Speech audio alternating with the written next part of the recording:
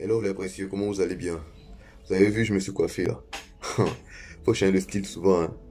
Alors aujourd'hui, je voulais parler un peu d'un sujet qui me tient à cœur. Alors la vidéo risque d'être un peu longue. Vous savez, le principal défaut de l'homme, c'est l'égoïsme. Et je pense que c'est la raison pour laquelle nous sommes malheureux. Parce que justement, on ne pense qu'à nous.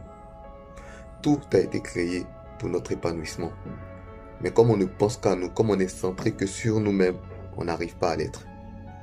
J'ai écrit dernièrement un book qui s'appelle Vive le célibat, le lien en description pour ceux qui sont intéressés, dans lequel j'essaie d'expliquer que on n'a pas besoin d'être marié pour être heureux. Le mariage, c'est un projet très sérieux, j'en ai parlé dans une vidéo.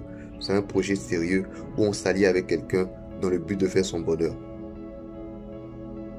C'est quelque chose qui se prépare, c'est pas quelque chose qui s'improvise.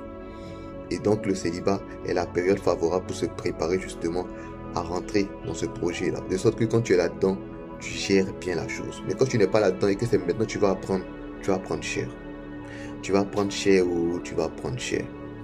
Ce que je veux exprimer, c'est que on le dit très souvent, quand on se met en couple, c'est parce qu'on veut apporter un plus à quelqu'un. En vérité, pose-toi la question actuellement, quel plus tu peux apporter à quelqu'un? Il y a beaucoup de femmes aujourd'hui qui sont dans des couples en se disant l'homme va prendre soin de moi. C'est quel plus toi tu lui apportes? Quel plus tu lui apportes? C'est ça la question. Si tu t'engages dans un couple et que tu n'apportes pas un plus, c'est parce que tu es très égoïste. C'est tout. Il faut vraiment rentrer dans le mariage en se disant je suis généreux.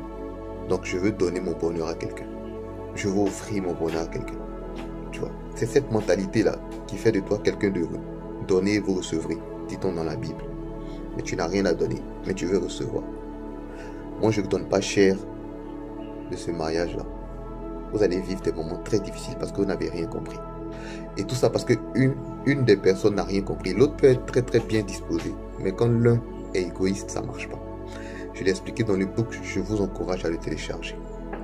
Souvent, on est aveuglé par nos désirs égoïstes. Je veux me marier à tout prix.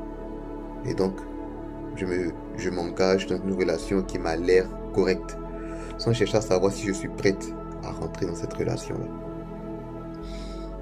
Mes précieux, restez précieux. Et surtout, prenez le temps de vous assurer que vous êtes la meilleure personne au moment où vous rentrez dans le mariage. Préparez-vous pour ne pas qu'on vous prépare. Stay gold.